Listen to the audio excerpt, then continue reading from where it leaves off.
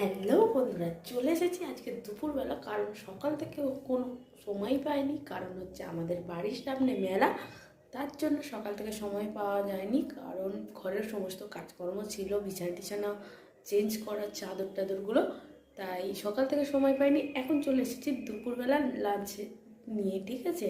আর আজকে হচ্ছে মঙ্গলবার। তা চলো আজকের কী লাঞ্চ মেনুতে আছে সেটা দেখে নেওয়া যাক এক ঝলকে। আর এই যে দেখো, আজকের হয়েছে সিম ভর্তা, আর এখানে মাছের মাথা দিয়ে হলো মুগের ডাল, আর হচ্ছে পেঁয়াজকলি আর আলু ভাজা, তার সাথে একটু পেঁয়াজ নিয়েছি। আর এখানে দেখো আজকের কাঁচা লঙ্কা না, শুকনো লঙ্কা ভাজা আর ভাত। তা চলো খেয়ে দিয়ে নেওয়া যাক।